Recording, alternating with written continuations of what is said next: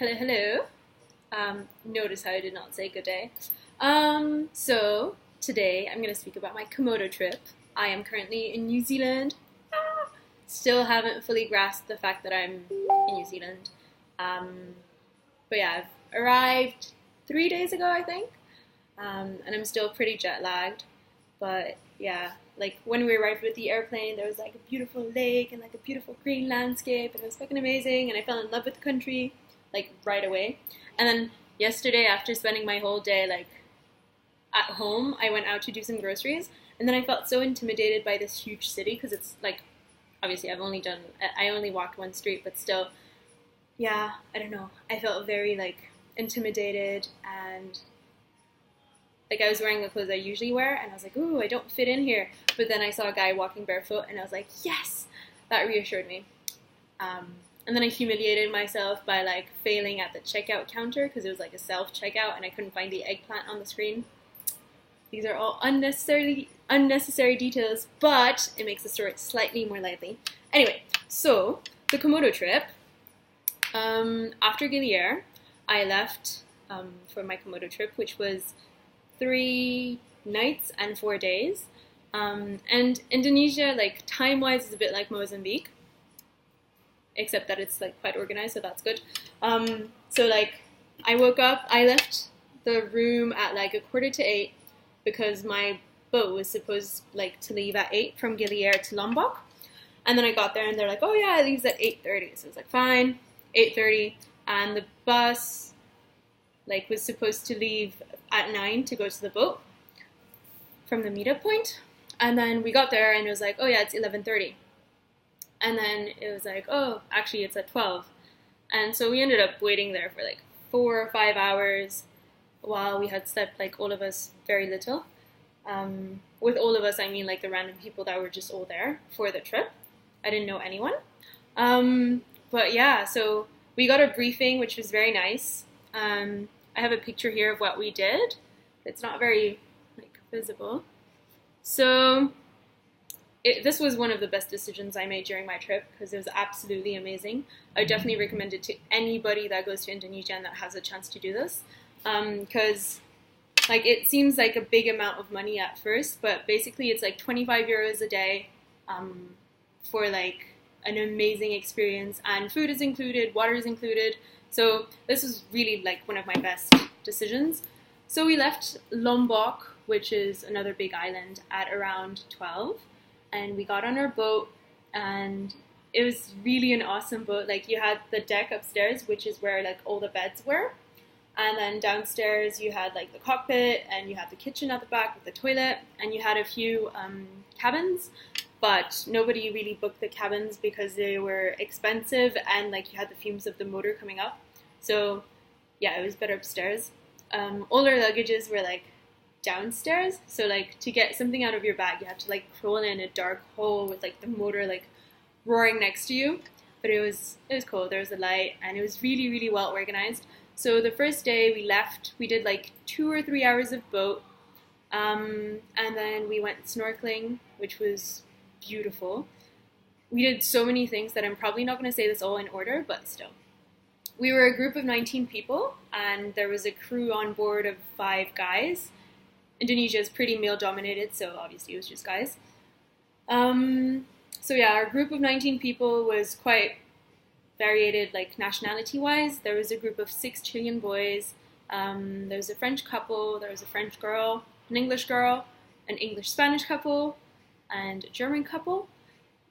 3 Australian boys, and there was like this 75-year-old man who was a grumpy American. Like he would complain about everything, like everything. He was like, I don't see why I would have to like walk up that mountain again while we hadn't done it. And he was like, yeah, the pictures would be the same anyway, and why would you take a picture of a mountain, because 3 years from now you won't know if it's like Indonesia or Belize. And you just go on talking.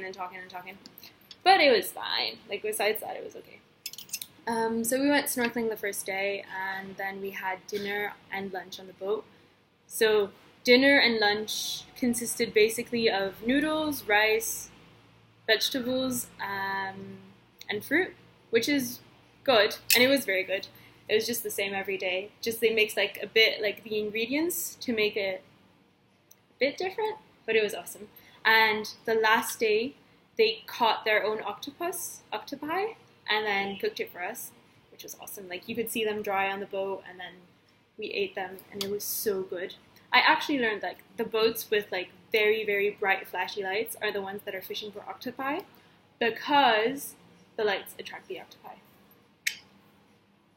Fun fact there. So, first day we went snorkeling. Beautiful, absolutely wonderful. Like so many different fish. It's just amazing. Like you're the only one in the ocean with your group, and there's no other boat around. Like it was just wow. And after that, we did like a long trip. I think like 8 hours of just boat. We were very lucky because like I heard 2 stories of people telling me like that the boat would like move a lot, and it was like very dodgy weather. But like for the full 4 days, we had like flat water, and it was just amazing. The second day, we went to Laba Island, which is an island with a lake in the middle. So you would snorkel a bit and then like swim over to the island, and then the crew would like go with a small boat over there and like bring our stuff if we wanted like to bring food or like clothes or whatnot and not get it wet, obviously. They would bring it with a boat, and so you would swim to the other side, and then you would go walk over to the lake, and it was beautiful.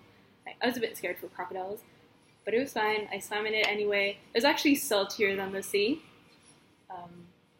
But yeah, it was just amazing. It's beautiful. There's nobody there. It's just an amazing trip. And we also went to see a waterfall. So again, you swim over to the beach, and then you go to the waterfall, you like jump in it, walk around. I spent most of my time mostly with the 3 Australian boys, because like the 4 of us would like always take another hike, like a higher hike, or like go the other way and like go for an adventure or whatnot, which was really awesome because like in Europe, for example, I'm always the one that goes like, come on, you bitches, like woman up, go do it. And like next to them, they're like proper adventurous and like proper like, I don't know, like wild in a way. So that was very nice. Like I learned a lot of things with them, and we had a lot of fun. That night we like took the boat for like 16 hours, I think, and like when you're on deck, you just like chill, try to hide from the sun, play some games. I learned cachos, which is a Chilean game. Like you have cups and you have 5 dice in it, and it's basically like you have to bluff your way out of it, which is very fun. I'm happy I learned that game. And we obviously had good food. I went to bed quite early most of the time because I was really tired, because we would wake up every morning around 6 or 7. And I hung my hammock up. So yeah, I was so happy with my hammock. I slept in my hammock for 4 days, and it would like swing me. And sometimes like I would bump my head and like wake up or like fall out of my hammock. But still, it was definitely worth it. And you had the motor sound, which would like put you to sleep, which was awesome. Something we're not expecting to see was dolphins. So like when the sun would go down, you would have like dolphins jumping next to you. Like some of them were really far away and some of them were really close by. And first we thought it was like tuna fish because they looked small. And then when it got closer, we saw that they were bigger. And like it was like proper groups of like 20 dolphins. Oh, it was amazing. And like with the sunset, you would have a whole like colony of bats. And first you would think it's like migrating birds. But it was like just huge bats flying over you with like the beautiful sunlight. It was really, really, really beautiful. I didn't know that bats could fly that high, by the way. And fun fact, I don't know if you remember, but I said I didn't know like the word for bats in Portuguese last time. I now know, and it's morcego for the ones that are interested. Anyway, so that's what we did the 2 first days. And the second night we stopped for a minute, like we stopped for dinner, so like we anchored, and then it was like beautiful stars, no moonlight, and we went swimming with plankton, and we had like masks, so like one would put on the mask and like go underwater, and then the others would like pedal, so like you would move the plankton, and it was like amazing. You had plankton around you, and it was like beautiful blue fluorescent underneath and like above the beautiful shining stars. Yeah, I don't know if I'm getting my point across, but it was really, really amazing. Like, just great. And then during the day, we would like go from one island to the other. usually like 2 or 3 hours, and then you would have flying fish, like proper flying fish, for like 5 meters next to you, and occasionally we'd see a turtle. It was really great. It was so chilled. The crew was very, very nice. I decided to go help them in the kitchen, so I was like, hey, can I help? And they're like, what are you doing here? Why do you want to help? And I was like, well, because I think it's a normal thing to do. So like the first day he gave me a pineapple to cut, and like they do it in a like special pretty way. My pineapple was not very pretty, but it was edible. It's not the outside that matters, it's the inside. Yeah, and then the second day I went back to the kitchen and I was like, can I help again? And then I thought I was actually slowing them down because like I was really slow with my pineapple. But no, the guy was just like smoking his cigarette, and I was like, am I done? And he was like, no, I still have 2 for you. And I was like, okay, fine. And they like call each other to come like see that there was a white woman in the kitchen, and they would just laugh. And at some point it was like really hot, so like my hair was like in my face, and I was like trying to push it away, but I couldn't touch my hair because I had like a pineapple in my hands. So like one of the crew members came and like he held my hair up while I was cutting the pineapple. It was good. I laughed a lot, and it actually like it paid off because like the last morning I got 2 pancakes for breakfast. Yeah, so that was a good day. Then what else did we do? We swam with manta rays. Like obviously it's nature, so like they say you can see manta rays. It's a manta point, but there's no guarantee that you're going to see them. Well, we saw them. There were like 20, like more than 20. They would just come and go, and you would follow one around, and then like be scared because you're too far away from the boat, and then come back. And it was like huge. It was like at least 3 or 4 meters, and I only got close to like 1 meter away from it, which I think is pretty close. But like one of the Aussie boys like properly touched it, where like he would sit down on the bottom and like have it go like right above him. It was so impressive. Like that was one of the best experiences ever. I had never seen manta rays in my life, and it was just so peaceful and so big, and it was amazing. You also had like tiny ones, and then you had some fish swimming around. It was really an amazing experience. And peaceful as well. Like again, we were the only boat around, and it was very funny because like we were struggling against the current, and those manta rays were like elegantly like flowing, and like it's a bit like a you can't really see my arms. It's a bit like a bird movement. It goes like I tried to imitate them. I felt a bit stupid, but it was fun. It was like a meditation thing. So that was great. It was just amazing. Oh my god. After that we went to the pink beach. Red beach. That was the only thing that was slightly disappointing because it wasn't pink nor was it red. It had like a bit of corals, but yeah, it was not red. But yeah, still the snorkeling there was amazing again. Like awesome corals, and you had like beautiful, huge blue starfish. Yeah, every day you would see like even more different kinds of fish, even more colors, even more shapes. It's just amazing. You would just spend like 2 hours in the water meditating about life, talking to the fish. I've actually gotten like pretty good ideas about like books to write with fish, but that's for another thing. And then like we stayed there for like 2 or 3 hours, but it was so hot that at some point I just went to the beach and we continued playing cachos. And then when I got back, I saw a small ray with like fluorescent blue dots on it. And I was like, oh my god, this is like the cherry on the cake. I'm so happy now. I can die peacefully. Not exactly, obviously. But it was just amazing. Like, it was, yeah, definitely the most beautiful snorkeling I've done in my life, I think. Yeah, so that was just, it was just awesome. And then we went back on the boat. Everyone would just do their thing, like read books or like chit-chat with each other, play cards. Yeah, it was good. And then the last day we went to the Komodo Island, because it's like called the Komodo trip. And we saw, like the 3 Australian boys and I, we took like the adventure trek.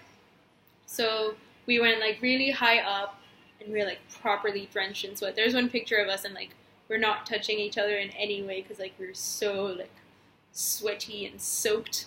But it was worth it because like the view was beautiful. And obviously, again, it's like a natural park, so it's not sure that you're going to see Komodo dragons, but we saw like 5 or 6 in the Komodo park, and babies, and then they taught us, like the guides that were with us, they were like, yes, this is a female because she's long and she has a small head, and this is a male because he's smaller but fatter. So it was nice. And one of the guides at some point, because like usually tourists don't want to do the adventure trek, so he gave up and he waited for us while we went higher up, and he was like, oh, it's too hot, but I'll wait for you guys here. And we're like, okay, it's fine, don't worry, we'll be back. Yeah, Komodo dragons are very impressive. Apparently they can like properly kill you, and there's no point in swimming, running, or climbing a tree because they can do all of them faster than you. So basically, if you attack them, or like if they decide to attack you, you're fucked. But that didn't happen to us, luckily. I'm sorry about this pimple, by the way, it's hideous. Yeah. After that, we went on the boat again for like 2 or 3 hours. We had lunch. We'd basically like have breakfast at 7 in the morning, which was or pancakes or like 2 toasts put together with butter and like jam. I don't know, it was a bit weird, but it was very good. And so we would have lunch around like 11 because like we'd be starving by that time. And then we went to another national park. I forgot the name now. I think it's Rinja or something. Not sure anymore. And that was also another park where we could see Komodo dragons, but we were naked, so like we just walked a bit. We had like 4 guides that were very sweet. It was very funny because most of them like speak some words of French, and one of them like he used such a French expression which you would not expect to hear in Indonesia, so that made like the French people laugh a lot. And there like we saw like 15 Komodo dragons together. They were all beneath the house, because that house is actually a kitchen, and they are attracted by the smell. Plus it was like in the shade, so they were hiding there. But yeah, they're very impressive. They're pretty big. They're like up to 3 meters long, and they can live up to 50 years. They have a very long tongue. I asked one of the guides like how long it was, and he said about 20 centimeters, which would be the same as a giraffe, but I think it's slightly smaller. Obviously I didn't really get close to see, or I didn't like measure it out. So those are just my observations and my speculations. What else? I'm pretty sure I'm forgetting stuff, but this trip was just so amazing. There are so many islands in Indonesia. There's about 13,000 islands. That's counting the inhabited ones. And the habited ones is like about 4,000 islands, which is just like, you'd be the only one on the sea, like just going, and you'd see like several little islands passing by you, and the water was so beautiful. The coral is so beautiful. It was just like paradise, honestly. Yeah, I would really recommend it to anyone. It was absolutely fantastic. And the last day, so after we did those 2 national parks, we did a bit more of snorkeling. But like he was like, yes, this is the best part for snorkeling, and we got there and there was like no fish, and we're like, are you sure? So then we walked around the island, and there was this part where like there was a point we were like, okay, we're gonna go snorkel there. But there were like some small black fish that would properly bite you if you try to cross. So me and the French couple and I stood there for like 15 minutes trying to get past, and we're like, okay, let's go. And then they would like come swimming at you, and we're like, okay, no. And then we counted till 3, and like we raced for our lives trying to get back past the little like reef where those black fish were. And they're not even big, like you could easily eat that in one bite. But they were vicious. Oh, this is a very long video, I'm sorry. But it was an amazing trip. Okay, I'm almost done. So yeah, that last snorkeling trip was actually amazing because I saw like at least 10 more different species of fish that I had not seen, including like a very, very elegant one with like, it was like a bit like a lionfish in a way. I'm not sure if lionfish even exist, but anyways, it looked like it had like a crinière, and it looked sharp in a way, but it wasn't. It's amazing, and it's so peaceful, and you're just like, you can listen and hear, well, your own breathing, obviously, because you're trying to survive, and, excuse me, and, yeah, just like the sand moving, and like, you have like fish just in front of you. It was amazing. So that was our 3 days, 3 nights and 4 days, and we finally arrived in Flores. And as I said, we were very, very lucky with the weather. However, when we arrived in Flores, it was like properly pouring. Like we were drenched and like soaked within like 5 minutes. There's like proper thunder, storm, everything you can think of. And I'd always heard that Flores was like a very Christian part of Indonesia, and we got there and like the mosque was like blasting, and like it was obviously a very Muslim part. But Flores is apparently bigger than Lombok, and Lombok is already pretty big. So yeah, I was only there for one night because I had my bus to catch the next morning. Well, ferry. Anyway, that's for the other video. But yeah, we got there and we all went to eat pizza, like all of us, which was very nice. And then we wanted to go party. I realized how much I say like we wanted to go party and then I don't end up partying. That happened again because like, well, obviously it was not great weather and it's a Muslim part, so like there is not really like any bar we could go to. So we just drank a few beers on the street and like danced some salsa and listened to music. And then we went back to like Bella and I, the English girl, went back to the boat because we were tired. And then we got to the boat and there was no one on the boat. And it was like far off the pier. So we were like, crap, how are we going to get on there? So we started like pulling the boat and like the other like boats were like staring at us and laughing at us. And we were laughing hysterically. I was laughing hysterically. So we finally got the boat to us. And then I managed to get on it. And the moment I got on it, it went away again. And she was left there on her own. And I was just like almost pissing my pants. And then I laughed so much that one of the crew members came out and he was like, and the next day he asked me if I had done mushrooms because I was laughing so much. And I was like, no, it was just a hilarious moment.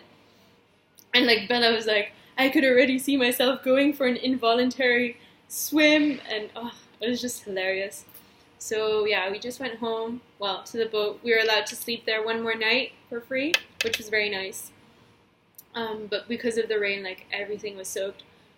But the crew had like put away my stuff and my books, which I thought was very nice because like my hammock was at the end, like completely in the corner with a little window, which was like awesome because like I would wake up at night and like look at the stars, or like in the morning see like the sunrise from my little hammock.